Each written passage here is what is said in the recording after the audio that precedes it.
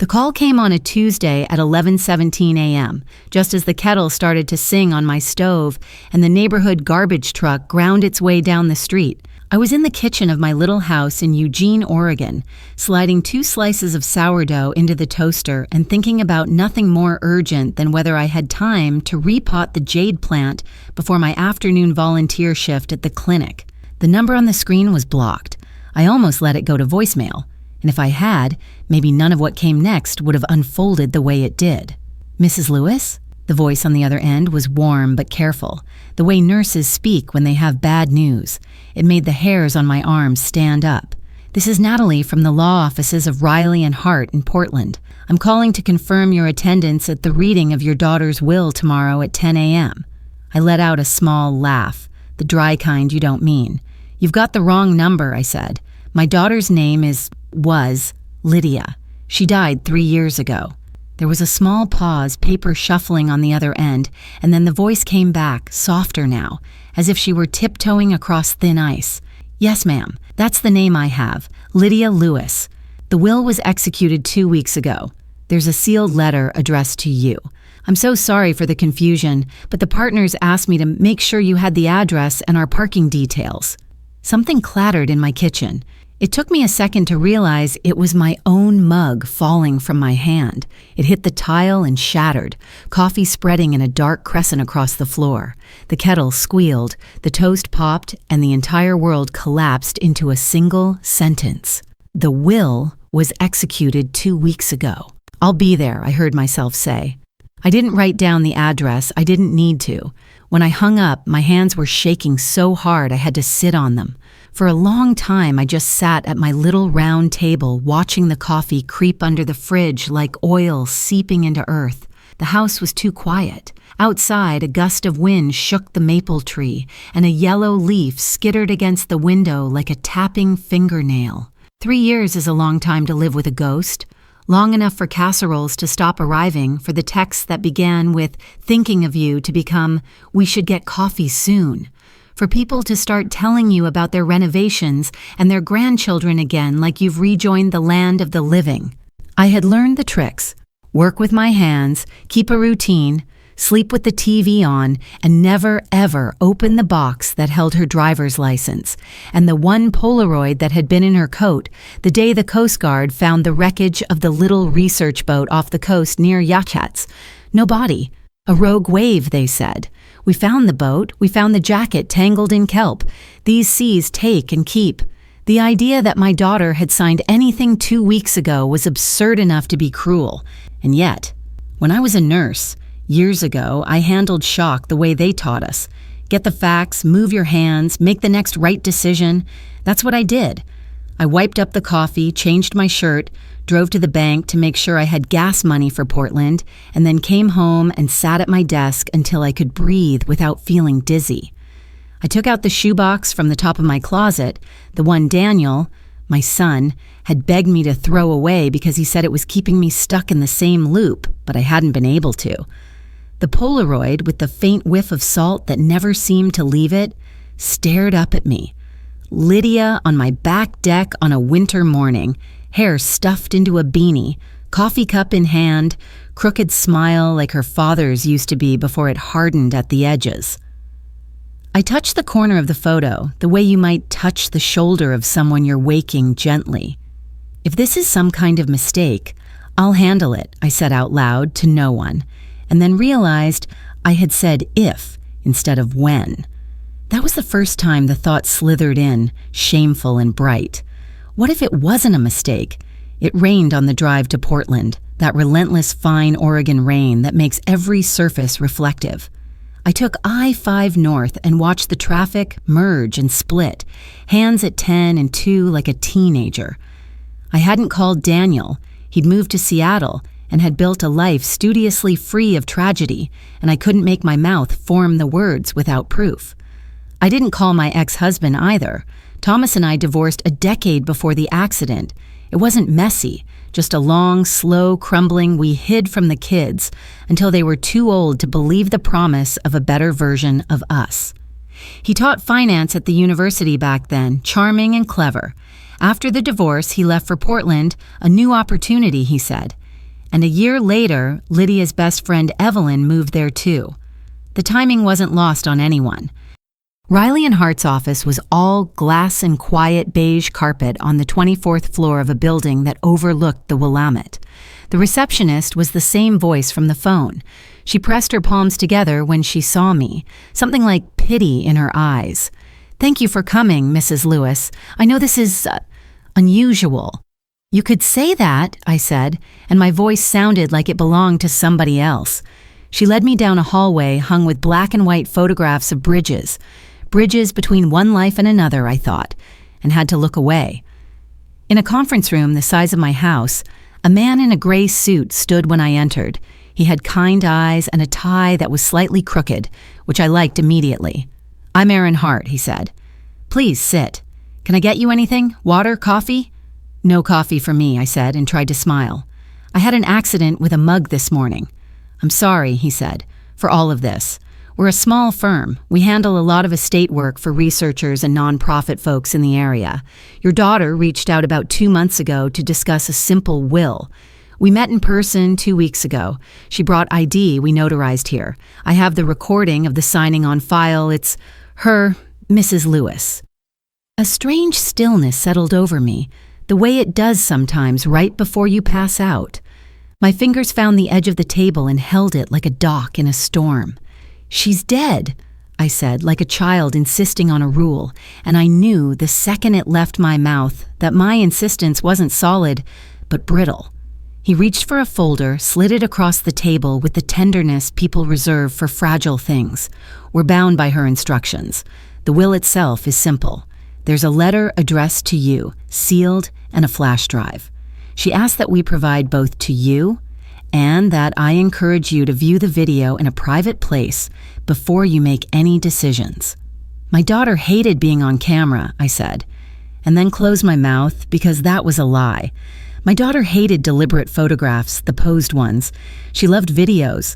Floods of them used to appear on my phone, of backyard raccoons at midnight, of her friends singing to each other on porches, of rain sliding down bus windows like pearls on a string.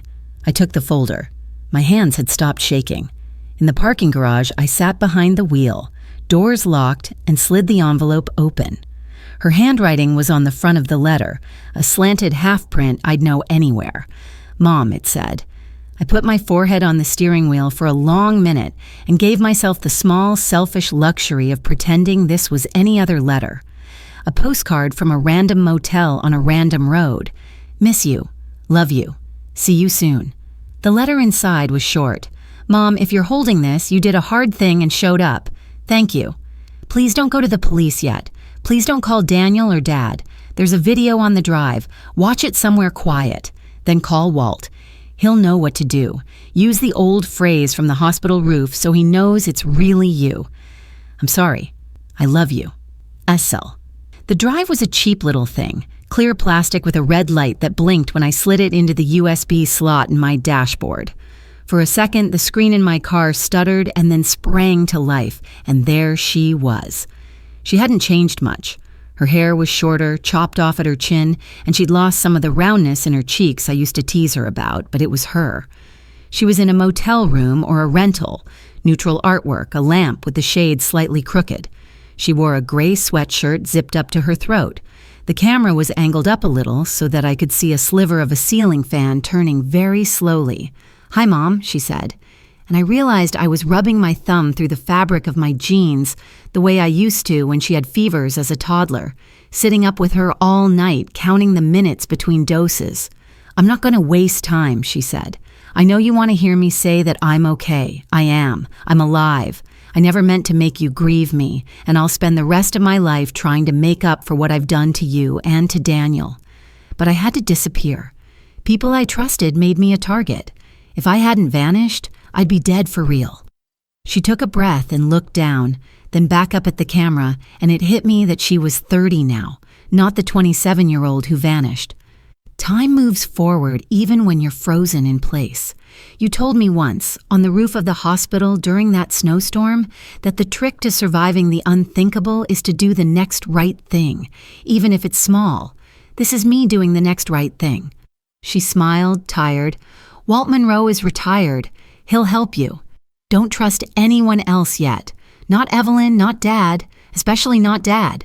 Why? I said out loud before I could stop myself, my voice clipping off at the end like I was afraid of the answer.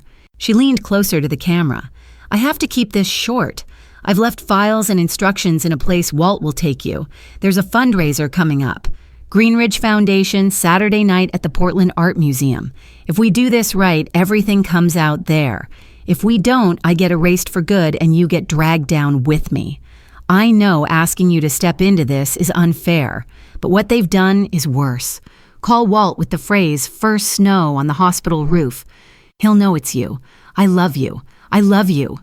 The screen went black. By the time I made it to the street, I was shaking so hard I had to pull into a spot and sit there again while cars honked their way past me. The Greenridge Foundation was familiar. I'd seen their banners on billboards and bus stops, a pair of cupped hands holding clean water, the tagline about healing our rivers superimposed over a photo of a boy in a yellow raincoat. I'd never connected it to Thomas, but that was because I never bothered to connect Thomas to anything unless it involved tuition investments or new rugs. He'd made a career of being glossy. Still, the word "especially not Dad" echoed so hard inside my skull that it drowned out the sound of the rain. Walt Monroe had been the sheriff in Lane County for 30 years, the kind of man who could slide a joke into a pause and disarm anybody without them realizing it until they were halfway home. He'd been at our house the day Lydia didn't come home, hat in his hands, eyes gentle but unblinking, and he'd been the one to tell me to stop sitting up at the window every night waiting for headlights to turn into the drive.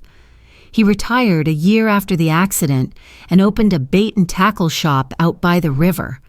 I still bought night crawlers there sometimes for no reason other than that he'd always ask if I'd had enough to eat. The bell on his shop door let out a cheerful jangle when I pushed it open. The smell of old wood and motor oil and worms and peat moss wrapped around me like something solid. He looked up from the counter, a pencil behind his ear. "Martha," he said, "you lost?" I walked straight to him and put both my hands on the counter because I didn't trust myself not to fall. "First snow on the hospital roof," I said. He took the pencil out from behind his ear and set it on the counter carefully, like it might explode. For a long moment, we just looked at each other. Then he came around the counter and took my elbow, as if I were a skittish animal. "Back room," he said, "where nobody can see you panic but me." In the back, amid stacks of line and a photograph of Walt in a flannel shirt holding a trout the size of a baby, I put the flash drive on the table. I told him exactly what I'd been told, and when I was finished, he lifted the drive by the edges like evidence. "She reached out to me too," he said after a minute. My stomach dropped and soared at the same time. Not directly. A kid brought me a letter with my name on it about a month ago. Didn't make much sense until now. Said there'd be a day you'd show up with a phrase only you and she would know, that I was supposed to take you somewhere, that I should leave my phone here when I did. "Where?" I said. "Where are you taking me?" He smiled at me the way he used to smile at my kids when they asked what was in their Christmas stockings before the tree was even up. "A storage facility down off Prairie Road, Unit 314. She rented it under a fake name, but the code is your old nursing license number. You think she forgot I was the man who signed the thing when you renewed it after Daniel was born. Unit 314 smelled like dust and heat. There was a metal shelf along the back wall, a gray Rubbermaid tub on it, and nothing else. Inside the tub were 3 things: a spiral notebook in Lydia's hand, a cheap prepaid phone still in its plastic packaging, and a brown envelope stuffed full of photocopies. On the notebook's cover, she'd written, "Mom, start here. If you want to keep people alive, you put the scary stuff in an order they can swallow." I knew that from years of telling families the worst things a person can hear. Lydia knew it from watching me and from the safety trainings she'd sat through at every lab job she ever held. The first page of the notebook was addressed to me and to Walt together, and the sentences were short. "If you're here, it means the lawyer part worked. Good. You two are the only people I trust right now. Greenridge is a shell. It launders donations from companies that dump into the river. The biggest one is Redwood Pacific, where Dad works as CFO now. Evelyn runs PR through Carter Gray. They pay off citations as gifts to Greenridge, create press around cleanup, then cut corners on actual remediation. I found the ledger at Redwood. I made copies. It ties Dad and Evelyn directly to illegal discharges and to a contract that altered water sampling dates. A guy I like, Jorge, helped me get out when I realized I was being watched. I owe him everything. I think they hurt him after I disappeared. If they hurt him, I can't forgive myself. If they hurt him, I want their names on a wall somewhere when this is over. My heart pounded so loudly I missed the next few lines. Walt put a gentle finger on the margin, the way you hold someone in place when they're slipping out of themselves. There's a gala Saturday night at the museum. Redwood will pledge $5 million. It's not a pledge. It's a payment to bury internal emails before a grand jury even knows what to ask for. I need that room's attention to flip before a lawyer can yank a cord. I need a voice they can't dismiss as an angry kid. I need you, Mom. There's a flash drive with portions of the ledger and audio. There's also a missing piece. Two-factor key Dad keeps on him to access a partition from inside Redwood's VPN. I can't get him to a keyboard. But there's a way. He never took off the silver money clip you gave him when Daniel got his license. He keeps the fob behind the clipped bills. If we can get that fob and route it through a small device, we can mirror his access just long enough to pull the partition and show it to 100 donors and 24 journalists in real time. I know, it's insane. It's also the only way to make sure they can't spin this for another 3 years while people keep getting sick downriver. On the next page, there was a sketch, surprisingly neat, of the courtyard at the art museum with labels: valet, security, food tent, AV table, projection booth, silent auction wall. The kind of thing you draw when you've walked a space a dozen times pretending you care about the placement of orchids. There was one last thing in the tub's envelope, a photograph of Evelyn at a microphone, smiling that perfect controlled smile she learned from student council and never lost, with the caption from a local magazine: Carter Gray's Evelyn Carter to MC Greenridge Gala on Saturday. She wore a dress the color of new pennies. Beside her, in the picture's blurred background, Thomas stood at a polite distance, clapping. I should have seen it, I said. My own voice sounded like it was coming from the hallway. I should have known when she first told me she was going to work in Impact Communications and move 2 blocks from Thomas's condo what that meant. I wanted to be kind. I didn't want to be a bitter ex-wife. I wanted to be the bigger person, and I missed it. Being kind is not the same as being blind, Walt said. You weren't blind, Martha, you were tired. Why didn't she come home? The question fell out of my mouth and landed between us with a thud. If she was alive all this time, why didn't she knock on my door at 3 a.m. the way she used to in college when she missed me? Why did I have to learn on a Tuesday with the kettle screaming? He was quiet for a long time, so long I thought he might not answer. Sometimes the safest place you can be is the last place you want to go, he said finally. And sometimes the only way to protect a person is to make them hate you for a while. It's a rotten equation. I don't recommend it. We synchronized like people who have run a drill for a fire they hoped would never happen. Walt kept the prepaid phone and turned it on while standing in the middle of a park across town, writing the number down and then taking the battery out again. He called the DA he trusted and asked a question so vague it sounded like gossip. I drove home and sat at my kitchen table and wrote Daniel an email I didn't send. Come home, or don't. Either way, everything is about to change. At dusk, I drove to the little rental where Thomas had lived when he first moved to Portland 10 years ago, the one with the arched doorway and the shotgun layout and the old brass mailbox that had a tendency to stick. It wasn't his anymore, but the smell of it, paint and stale coffee, met me in my memory like the scent of a person's neck. At 9 p.m., while I was sitting on the edge of my bed staring at the slats of streetlight moving across the floor, the prepaid phone in Walt's hand vibrated. He didn't tell me until the morning, but I knew anyway. There's a hum in your bones when your child breathes your name from a long way off. We met her in a place that felt like no one could say it belonged to them.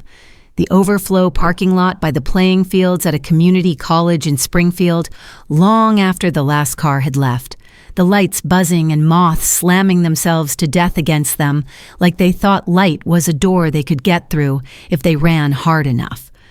Walt pulled in first. I came 5 minutes later and waited with my hands open on my lap. The air smelled like cut grass and hot plastic. A small sedan rolled in, old enough to be anonymous. The door opened and she stepped out. I had plans for this moment. In every plan I ran to her and she ran to me, and we collided like in a movie and cried into each other's hair in a puddle of streetlight. Instead, when I stood, my knees felt unreliable, and when I tried to speak, my throat closed. She took 2 steps, stopped, and then walked the last little bit with her palms up, as if approaching a skittish horse. "Hi," she said. "Don't pass out, okay?" "Okay," I said, and didn't. And then I hugged her so fiercely that she made a little sound I'd never heard from her before, a squeak of surprise and pain and relief, and I let go like she was a soap bubble I'd grabbed too hard. Her face was thinner. There were faint lines around her mouth I didn't recognize. But her laugh, when Walt did that thing where he pushes his hat back on his head like the punchline of a joke, that was the same. "You look like a woman who's been running marathons while doing calculus," I said, and almost laughed at my own voice, high and shaky. She smiled. "I don't run," she said. "You know, I hate it. It was more like brisk walking with creative hair choices." "How did you—" I stopped and put my hand over my mouth because the second question was heavier. "The boat," I said. "They found the jacket." "I bought the jacket at a thrift store and wore it exactly once," she said.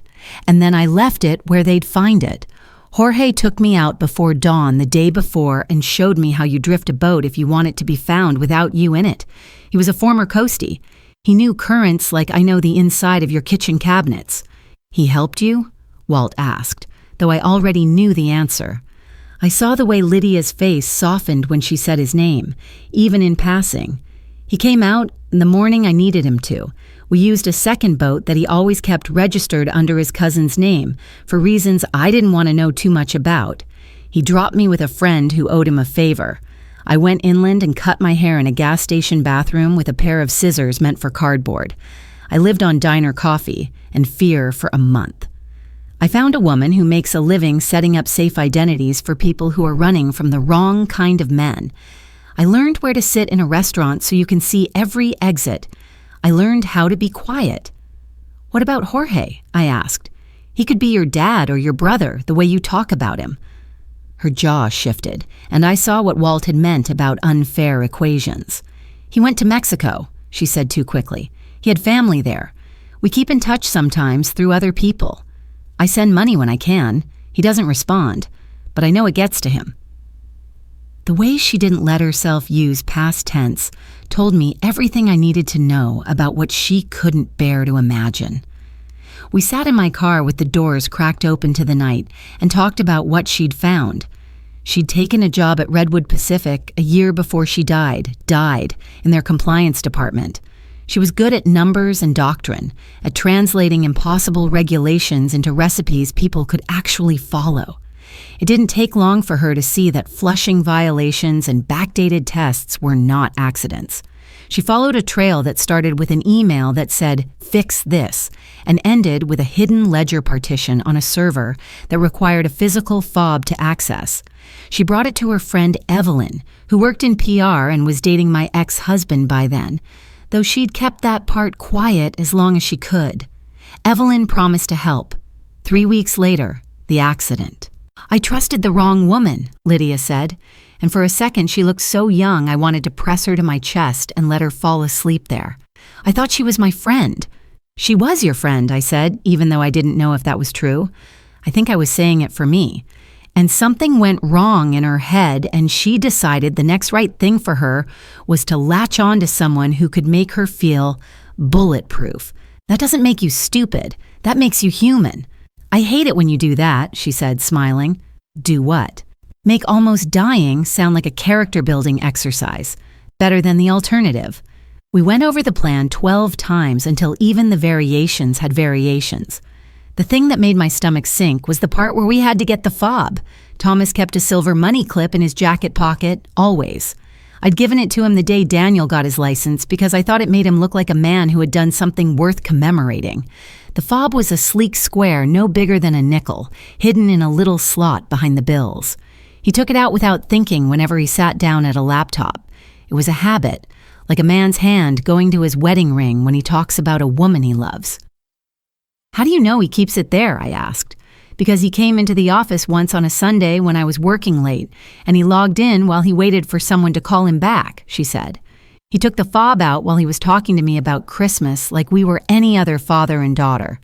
Dad is the kind of man who believes in his own invincibility more than he believes in gravity." "What if we can't get it?" Walt asked. "Then we set the projector on fire and pull the fire alarm and dump the slides into the fountains," Lydia said. "I'm kidding." "Mostly. The audio might be enough, but I want to be in the room when the numbers are on the walls. They'll weasel out in the papers if we give them a day. If it's live, if it's on phones while they're standing there in their tuxes, they can't ask for time to respond. They'll have to respond, and a good part of them will trip on their own lies." She looked at me. "I don't expect you to steal a fob. That's my job. I've done worse things to stay breathing. You know him better than I do now. You know how he moves. You know when he's distracted." "I'm not a thief," I said, and the second I said it, I thought of all the things I'd stolen from myself in the last 3 years. Sleep, laughter, the casual belief that the worst thing wasn't always the next thing on the calendar. "But I'm his ex-wife," I added, and that seemed like a qualification all its own. "Daniel should know," Lydia said suddenly, and then she looked down. "But I'm asking you not to call him yet. I don't want to put him on a roller coaster if there's a chance this ends with me disappearing again. He spent enough of his life bracing for impact." "I'm going to tell him," I said softly. "Maybe not tonight, but soon. He's tougher than you think." She smiled. "He always was." When Lydia left, her taillights washing the parking lot red, I realized I was breathing shallow, like the way people breathe right before their lungs forget how. Walt noticed too. "Come sit in the shop in the morning," he said. "I'll make coffee and we'll think of what you say to a man who forgot he used to love the right things." I didn't sleep much. At 3 a.m., I got up and stood at the kitchen sink and watched a man walking his dog in a yellow raincoat, the dog's red leash bright in the nighttime like an artery. I had the weird thought that I could go out there and ask the man to hold my hand for a minute, just to remind me that someone else's blood was moving through the world at the same rhythm mine was. Instead, I went to my desk, plugged the flash drive into my laptop, and watched Lydia's video again. Her voice was steady. She didn't beg. She didn't dramatize. She asked. I emailed Daniel a single line. "Call me when you wake up. I love you, Mom." He called at 7:02 a.m. "Is it bad?" he asked. "Because in our family, the first question is always a triage question." "It might be good," I said, and burst into tears so sudden and violent I had to sit down hard. When I could talk, I told him everything except where Lydia had been and where she was. I told him about the law office and the letter and the plan and the man who had been his father for 28 years and who had turned into someone we didn't recognize by 35. There was a long, raw quiet on the line. I braced myself for anger. How could she not tell me? Why didn't you call me the second you got the letter? But Daniel just breathed and then said, "I'm getting in the car. If I speed, I'll be there by lunch." "Don't speed," I said automatically, ridiculous even to me, and he laughed, a little broken. "Bring the gray suit," I added, "the one that makes you look like a person who knows where the emergency exits are." By noon, he was at my kitchen table, taller than I remembered, thinner too, his jaw dark with a day's worth of stubble, eyes rimmed with red. He hugged me like a grown man does, careful not to break the old woman, and then hugged me again the way little boys do. Too hard, with his face smashed into my shoulder. "Is she—" He couldn't finish. "She's herself," I said, "smaller, braver. She makes jokes at the wrong times. It's her."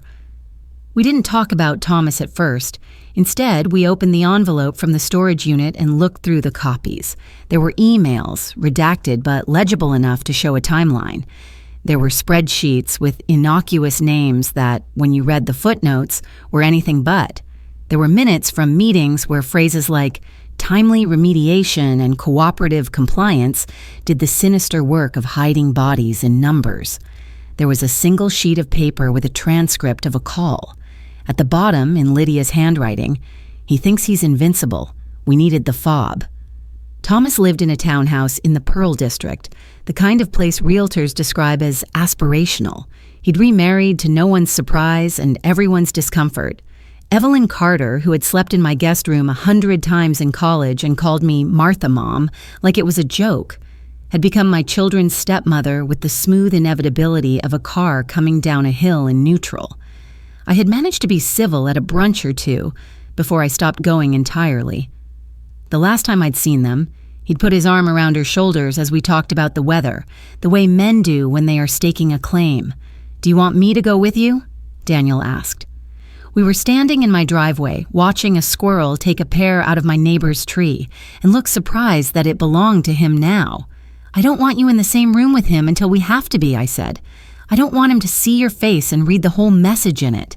"I'm not a billboard," he said, indignant. "You are when you're mad," I said, and we both smiled because it was true. I dressed carefully for the visit the way you dress for a deposition or a funeral. I wore the navy wrap dress that made me look like a woman who packed for all weather, and the brown leather boots that clicked on tile floors like a metronome. I put on lipstick.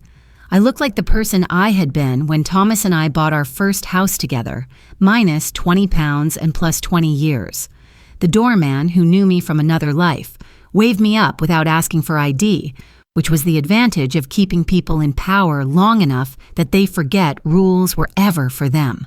When Thomas opened the door, he looked older.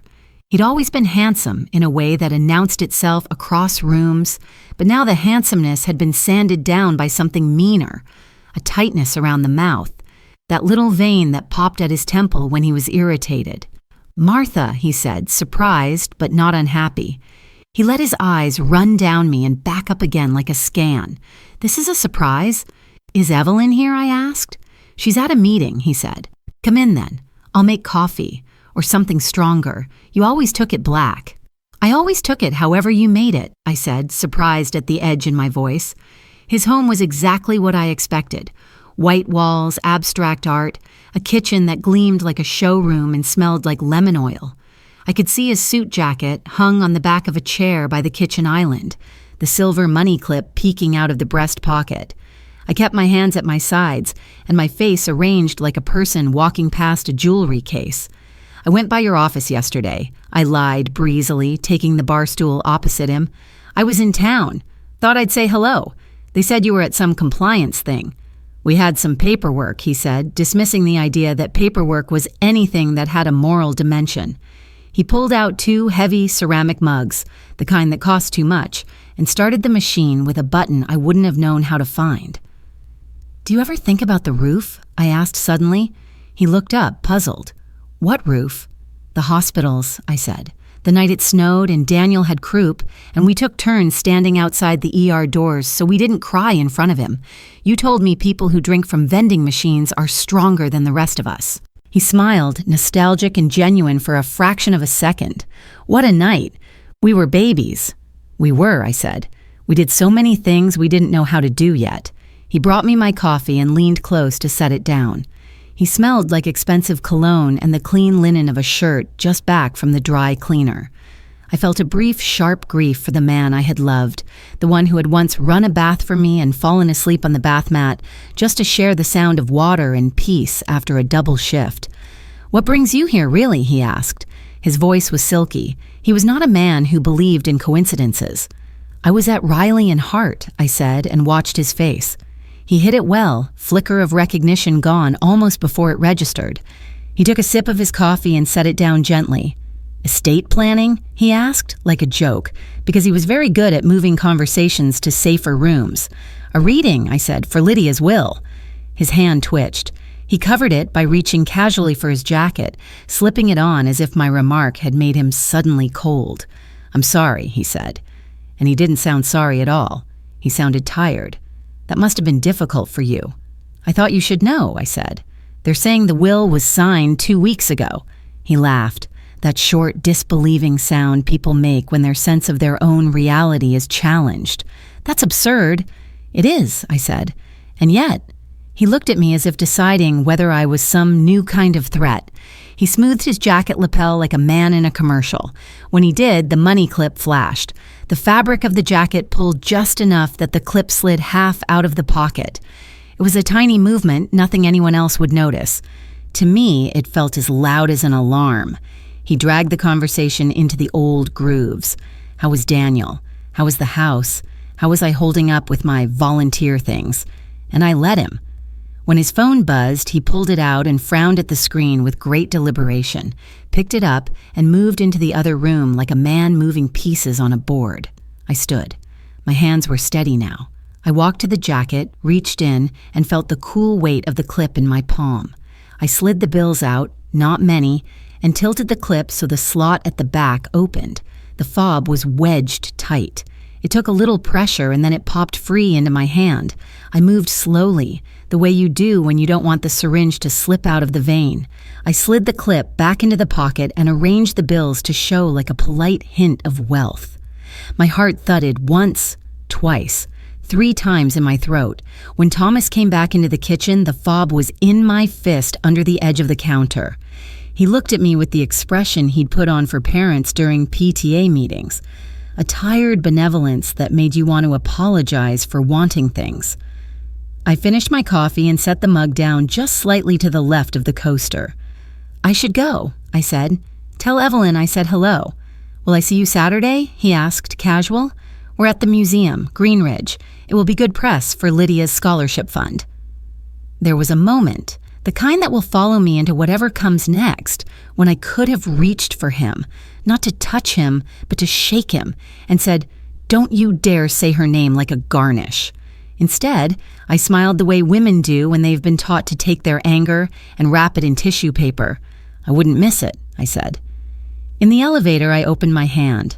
The fob lay in my palm like a small tooth. I wanted to laugh and sob at the same time. When the doors slid open, Evelyn was standing there. She was wearing a navy dress with white piping and an expression I'd seen on her since she was 19, the one that said she had read the brief and chosen the winning argument and would be gracious in victory. Her hair was in a sleek knot. She smelled like grapefruit.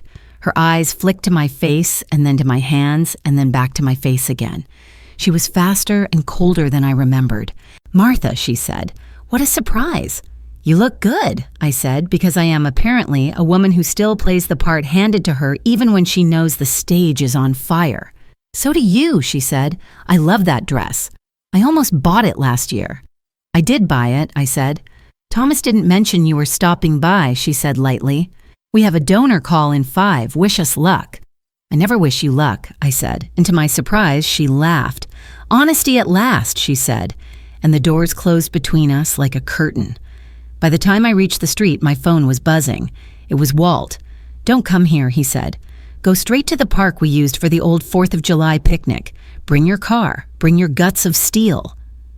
At the park, Lydia sat in the passenger seat, while Walt stood outside looking at the horizon, like a farmer trying to predict the rain.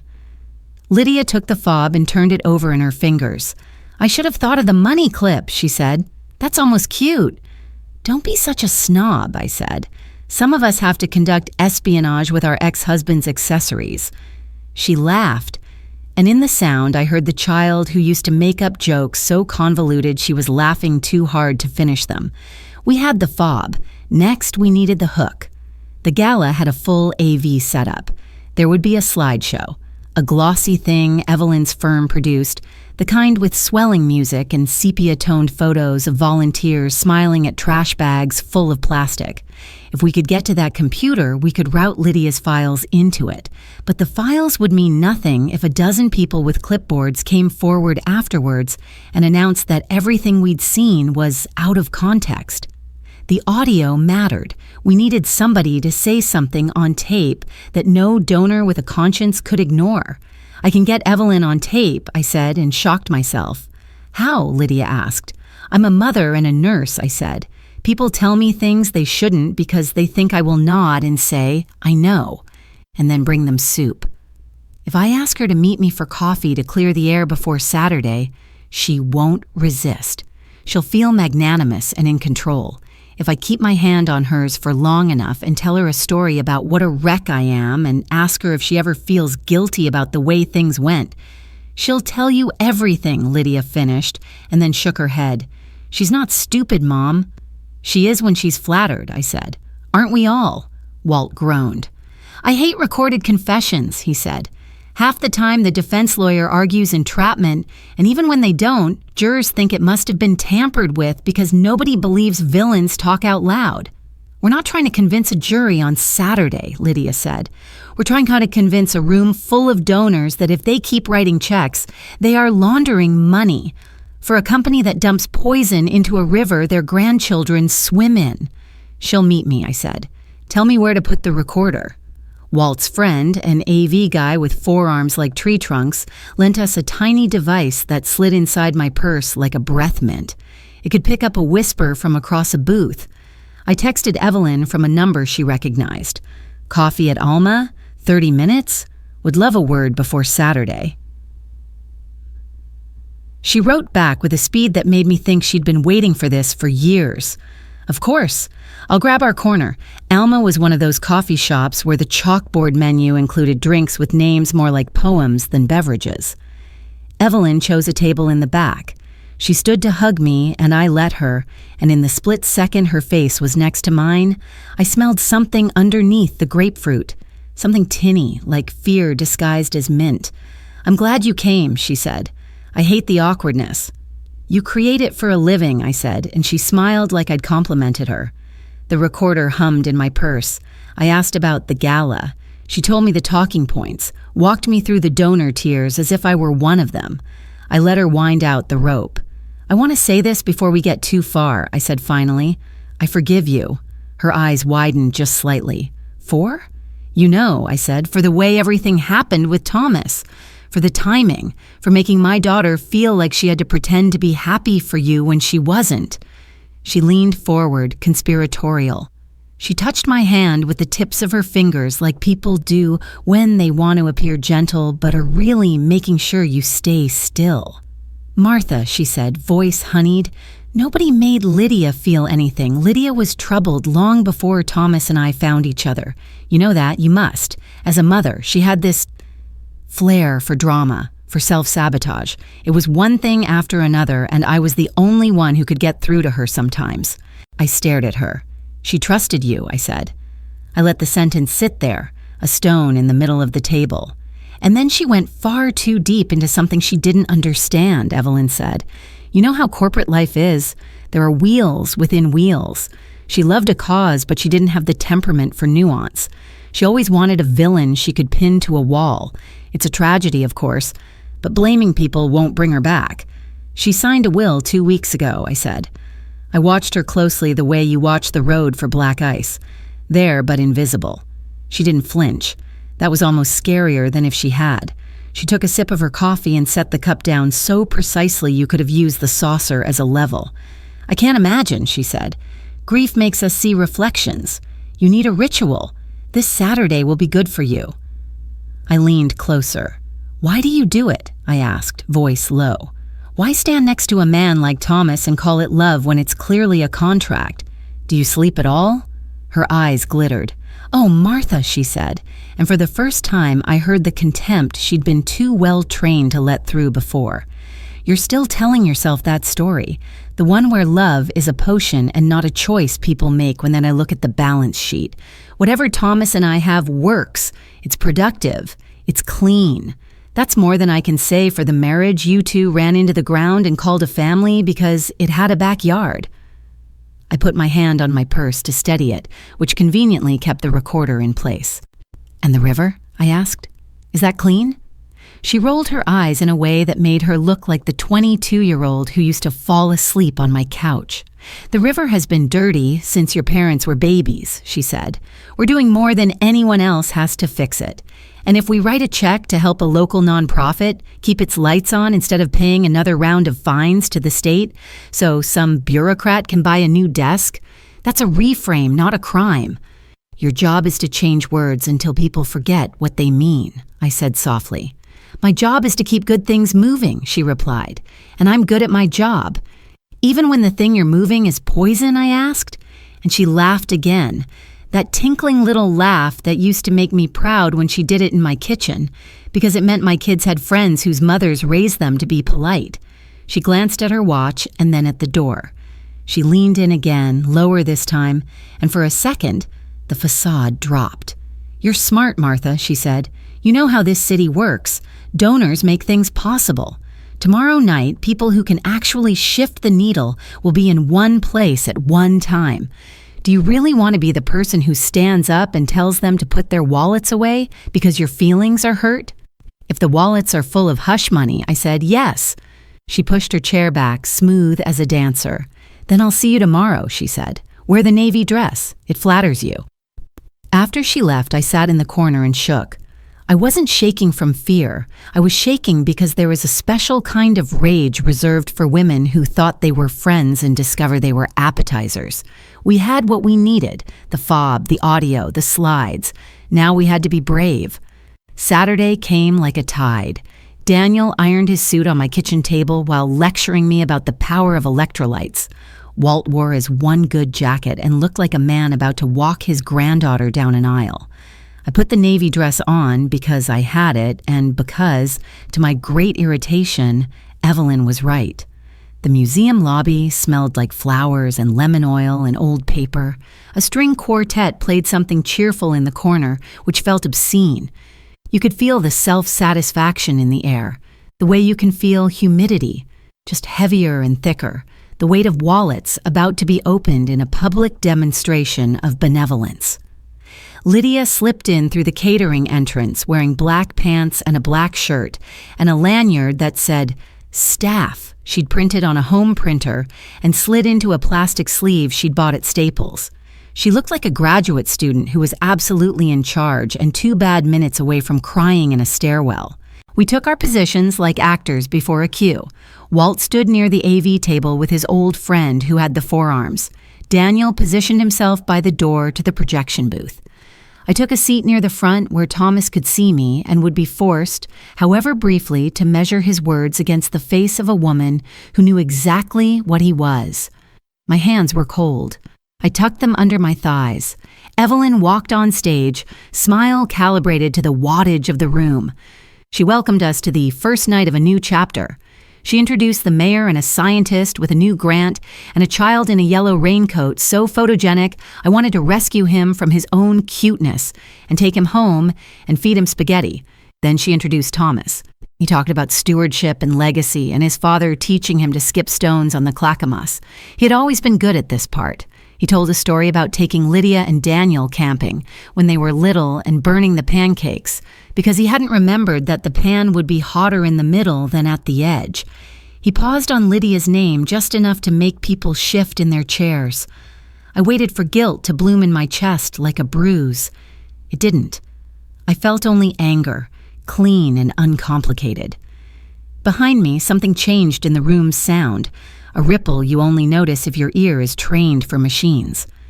The slideshow began, a slow pan across pictures of volunteers picking up plastic and a bar graph that always moved up and never down.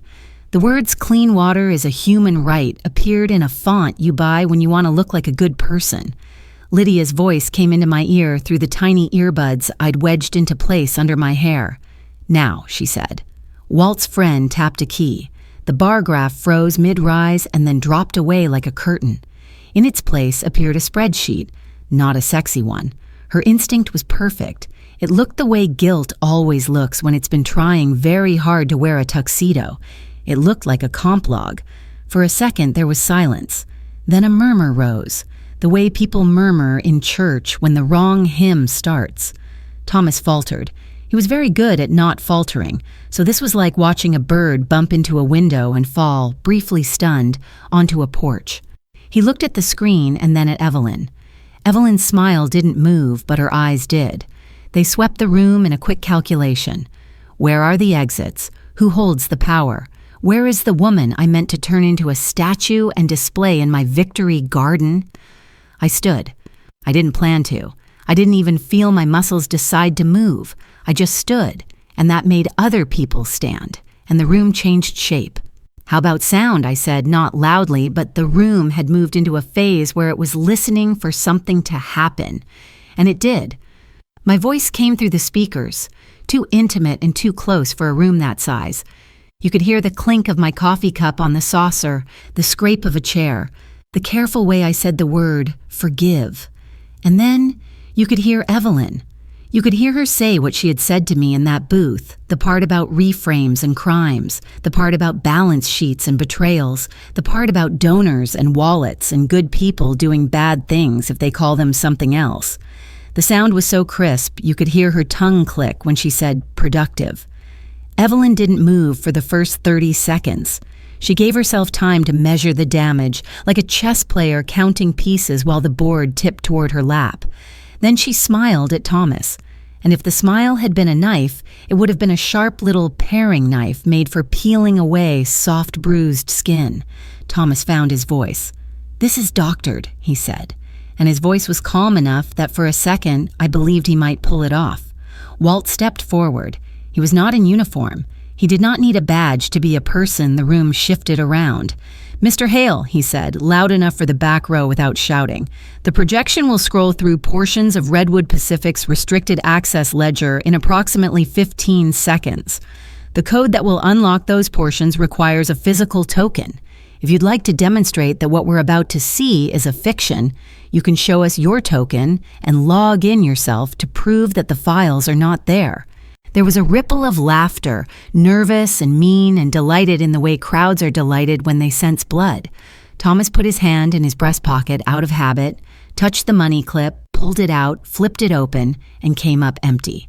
For a tiny second, it was all there on his face. The fact that he'd been bested, the fact that he had made himself look incompetent in front of people he needed not to think of him that way. The fact that his past choices had all arrived at once, like a flock of loud birds landing on one brittle branch. He put on a good show. He talked about forgery again. He talked about privacy. He talked about context. On the screen behind him, numbers began to scroll. Lydia had planned the pace perfectly, slow enough that the eye could catch phrases and amounts, fast enough that no one could pretend to be bored. In the lower left corner, she superimposed dates. In the upper right, she put names. It was an old trick. People don't care about numbers until they can see faces attached. Now they could. A woman in a red dress at a front table stood up and said, "Is that my foundation?" and sat halfway back down before she realized she wasn't sitting at her own kitchen table and her husband's hand had reached out to steady her. A man with a rich man's tan pulled out his phone and started recording the screen, which is always the beginning of the end. The moment a truth hits 10 phones in a room like that, you can't negotiate it away before breakfast. Evelyn did not move toward the AV table. She didn't need to. She crooks her finger. Men have done sillier things for women who look the way she looks. 2 of the museum staff dressed in black suits started to walk in that direction, and then Daniel stood up calmly and in his best banker voice said, "Folks, there's a lot of cabling underfoot. Let's avoid the booth until the feed is safely disengaged," and set himself at a slant that made him look like an usher. They stopped. He smiled. I saw the little boy in him who used to make paper arenas for his action figures and announce rules into the air like a judge. The room obeyed him, because rooms do that when a person looks tall and sure and not like someone who will make a scene. In the projection booth, a conservator reached for the main switch. Walt's friend put a hand on his shoulder and shook his head. "That's a small fire behind you," he lied. "You don't want to kill the lights before we know where it's coming from." The conservator turned, confused. The lights stayed on, and then Lydia stepped forward. She didn't mean to. It wasn't part of the plan. But there's a point in certain stories when plans are no longer noble. They're just scattering dust. The slide behind Thomas held for a second on a name, Thomas Hale, and a number, $4,750,000, and a date. And something in the room's oxygen changed. The crowd inhaled all at once. Then it stopped. We're all animals at heart. We know danger when the air goes still. Lydia climbed the 2 steps to the low stage and stood 10 feet from Evelyn and Thomas. You could see the calculation move through the room like a wave on a field of grass, heads turning, little punctured sounds escaping from throats. The dead girl. The woman from the river. The will from 2 weeks ago. Evelyn's face didn't change except around the eyes, where 2 lines appeared like pencil marks. Thomas took a half step back in spite of himself. "Hi," Lydia said into the microphone Evelyn had left on its stand. The word came out a little metallic. She cleared her throat and tried again. "Hi." "Excuse me," Thomas said evenly, and then louder, the tone that meant he had lost control of the board meeting and knew it. "Excuse me." Lydia ignored him. "I worked at Redwood Pacific," she said. "I loved my job. I loved it because I thought we were people who tell the truth about what comes out of pipes and into rivers. I thought if we told the truth, even when it hurt, the river would get better and little kids wouldn't get sick, and old men could eat fish again without worrying that their grandsons would be born with lungs that worked like crushed paper bags." The room made a sound I can't describe except to say that if truth had a noise, that would be it. Not applause, not a gasp. Something like the sound you make when you drop a heavy thing you've been carrying a very long time and it hits the floor and the floor doesn't break. "My dad is Thomas Hale," she said, and for the first time she looked fragilized by the word. Not because she cared that they knew, because definitions were collapsing, the kind that prop up a whole childhood. He taught me to fix a leaky faucet using a wrench and a rag and patience. He told me that paying your debts makes a person stand up straighter in the morning. He told me not to lie. "You are not well," Thomas said to the room, as if he were reading from a script he'd used before. "My daughter has a history of—" "Your daughter is alive," I said, and stepped forward and stood next to her. It wasn't dramatic. It was instinct. Standing next to your child is the most human thing some of us ever get to do. And very well, considering. A ripple of laughter moved through the crowd like a dart. Some people looked at me with sympathy, some with suspicion, some with that greedy look that says they will Google tonight until their thumbs ache. Evelyn didn't flinch. "She is not a flincher." "Ladies and gentlemen," she said in her perfect MC voice, "we've been hacked. It's regrettable, but not entirely surprising. The Green Ridge Foundation is proud to—" "Protect polluters?" Lydia said and smiled. It wasn't a nice smile. It was the smile my children wore when they beat each other at a board game after 30 minutes of claiming they didn't care about board games. "Maybe we should let the ledger finish its little dance." In the back of the room, 2 police officers who had been waiting by the service doors moved forward, as if they had simply remembered that they, too, were in the room. Walt had called in favors. They didn't draw weapons. They didn't even raise their hands. They just took up space in a way that made hiding more difficult. The slide behind us shifted, and the audio came in again, but not from the coffee shop. This one was older. It was a call between a man and a woman. The transcript scrolled in neat white letters at the bottom of the screen, like subtitles on a foreign film. The words were simple. "Backdate the samples." "We can't." "Do it. We'll fix the paperwork." "It's illegal." "You like your job?" Then laughing. The screen labeled them not with names, but with initials, which was polite. The room didn't need polite. It needed a match. A man in the 3rd row stood. He wore the wrong suit for the room, cheap and shiny, the kind you wear when somebody tells you you're going to a gala and you don't know what that means exactly. "My daughter swims in that river," he said. "She has a rash on her legs that comes and goes. The doctor told me it's nothing. Is it nothing?"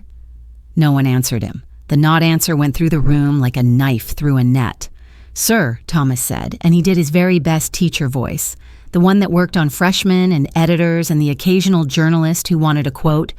"I can assure you that Redwood—" "Can he?" a woman called from the side. "My sister worked at your plant. She lost 15 pounds in 3 months and she wasn't trying. Can he assure me of anything?" The museum director, trying to do something, anything, put his hand on the microphone to tilt it away from Lydia. Lydia's hand moved faster. She held the mic like a torch. "There's more," she said. "There's always more."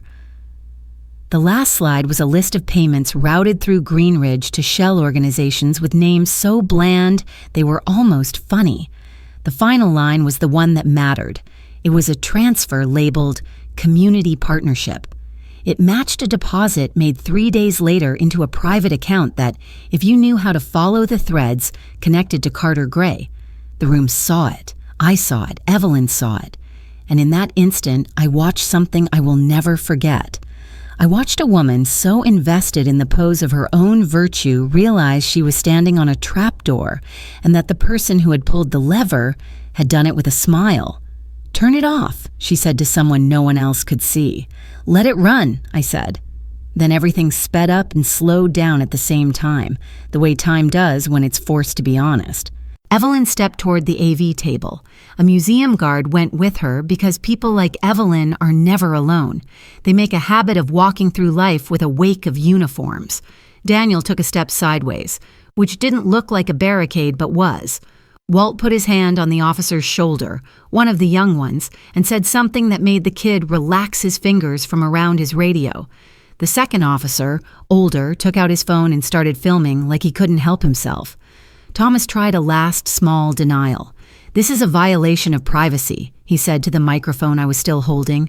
"This is a violation of a river," I said back. And before I knew what I was doing, I was laughing. It wasn't nice. It wasn't pretty. It sounded like something breaking free. When the lights came up, it wasn't because the museum had decided to be dramatic. It was because someone somewhere had hit a breaker that turned on the house lights to full. And when a room like that gets flooded with light, truth looks less like a theory and more like a table with a stain on it you can see from the door. The first person to move toward Evelyn wasn't a cop. It was a donor in a tuxedo with a small pin on his lapel that meant something to people who know what pins mean, and he wasn't angry. He was offended, which is worse.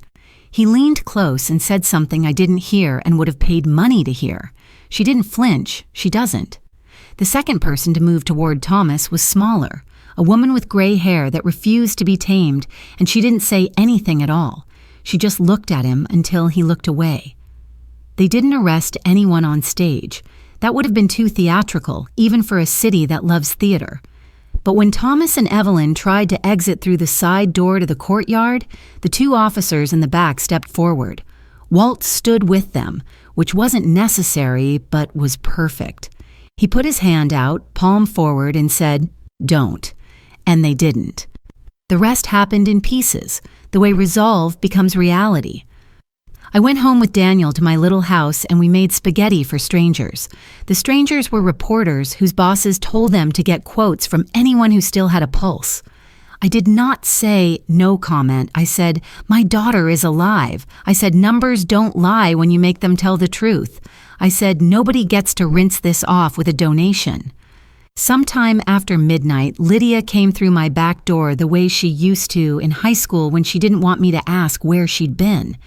She was pale and shaking, and when I reached for her, she reached for me too, and that is the only moment I will keep for myself.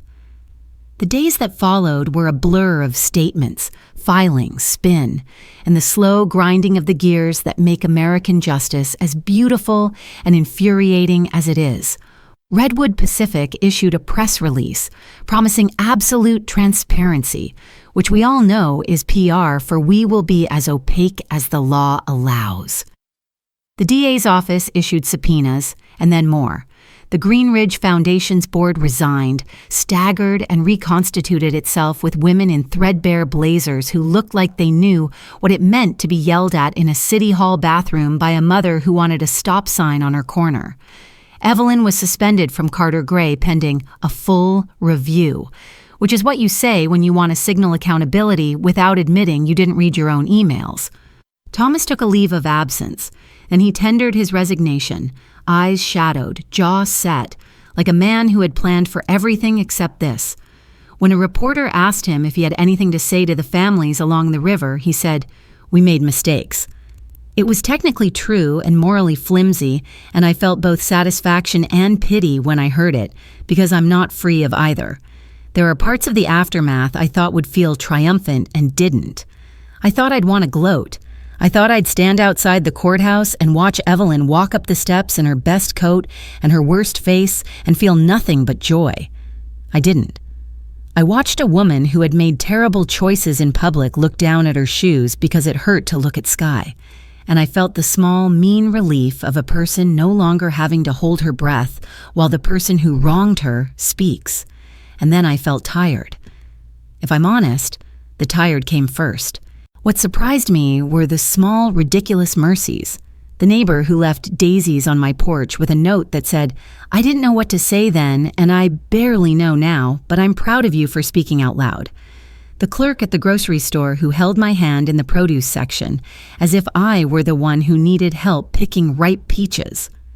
The way Walt stood in my doorway one evening with a pack of cheap beer and said, "Tell me the funny parts."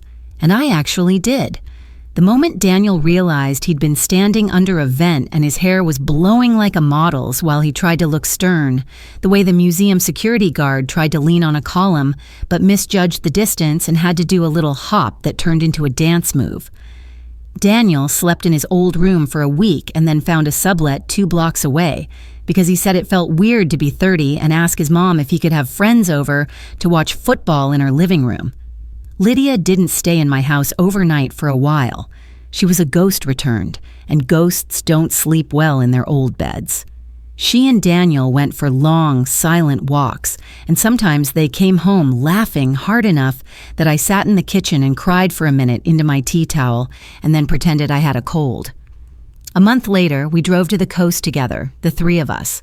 Walt insisted on following in his own truck as if we might try to escape him if he took his eye off us. We parked near a beach that doesn't have a lot of tourists because the sand there is the wrong color and the wind comes at you like a dare. We walked until the parking lot was a pale smudge and then walked a little more, and Lydia told us the whole version of her story, the one with the parts she'd left out to keep us from breaking.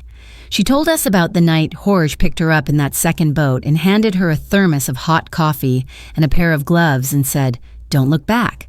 She told us about the woman who made her a new name and taught her to smile in a way that showed fewer teeth. She told us about the motel that smelled like sadness and pennies, where she slept with a chair under the doorknob. She told us about the day she saw Evelyn on a bus and didn't duck and realized she wasn't afraid anymore. She was angry.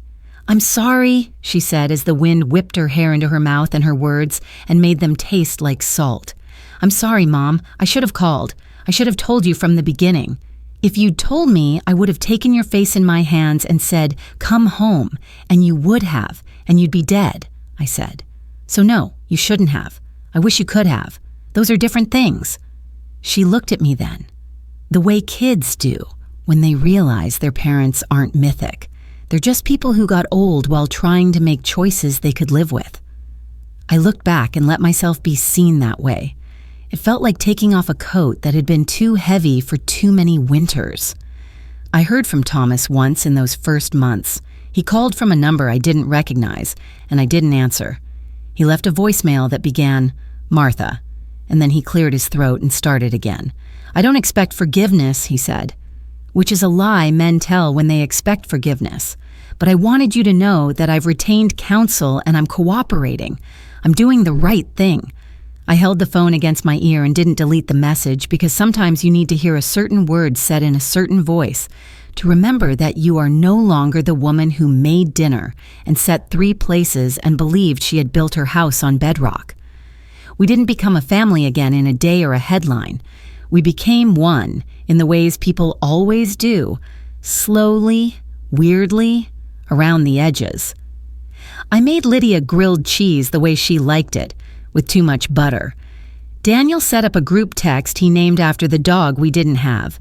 We took turns sending each other pictures of things that made us laugh and things that didn't, which ended up being the same thing a lot of the time. I went back to the clinic. I rested my hands on strangers' shoulders and said, "I know, and I've got you, and we'll do the next right thing." And I meant it in a new way that felt like a bruise healing from the inside out. When the indictment came down, it didn't sound like victory. It sounded like work beginning. There were names on those papers that weren't Thomas's and weren't Evelyn's. Names I didn't know attached to signatures that had put a lot of money where it shouldn't go. There were names missing, too, as there always are. The people who designed the system, the ones who sat in rooms and nodded and then went home and told their wives they were tired. Legal processes litter life with disappointments. You learn to be grateful for the ones that stick. 6 months later, on a Sunday in May, we ate strawberry shortcake on my back steps. The light was the kind that makes everything look briefly like it might be okay for longer than you're used to. Lydia had a paperback open on her lap. Daniel was building a shelf with an intensity that made me think he was in love and trying to impress someone who hadn't even asked for a shelf yet. I closed my eyes and listened. Hammering, someone mowing a lawn 3 houses over, a radio playing something tuneless, my children laughing about something I didn't catch. Do you remember the time we went to the hardware store and Dad got stuck in the door because he was carrying the ladder sideways?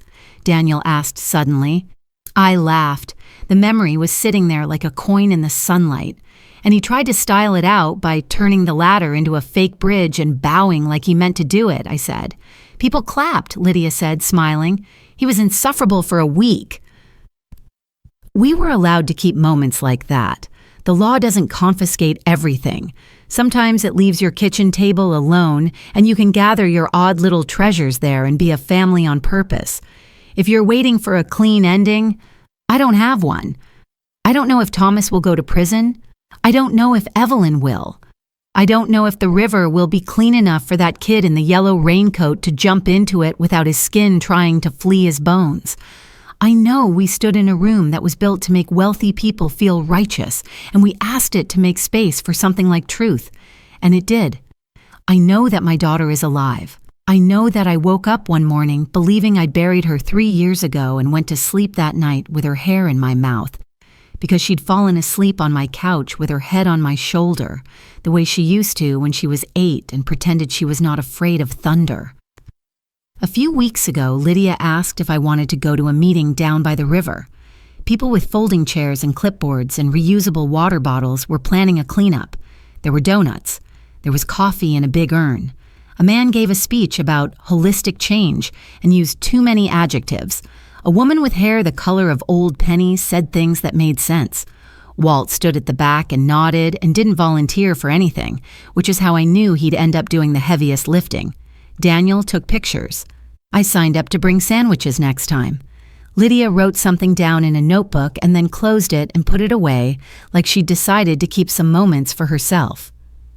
On the way back to the car, we passed a couple standing on a little footbridge, looking down at the water. The woman had her hand on the man's back in that absent way that says you've kept someone alive quietly for a long time, and they didn't notice, and that's fine with you. The river wasn't a miracle. It was just moving, brown and stubborn and full of old things. But it was moving. Maybe that's enough. At home that night, I washed dishes by hand because my dishwasher was making a sound I didn't trust. I waited for the kettle to sing. I let it. I poured water over a tea bag. I sat at my table and watched the steam rise until it disappeared, and then I looked at the box under the chair, the one with the Polaroid in it, and I opened it. I put the photograph on the table. I didn't touch it the way I had on that first day. I let it sit in the open, like a thing that belonged to me. If you'd walked by my window, you might have thought I was a woman looking at a piece of paper, which is true and not true in equal measure. Only a few minutes passed, but I felt like I'd been sitting there for years and for a breath at the same time. The next morning, I took the photograph out onto the back step and held it up to the light. Lydia walked out and squinted at it and then at me. "Why are you holding a picture like it might bite you?" she asked. "It might," I said. "All the best things do." She sat down next to me and bumped her shoulder against mine.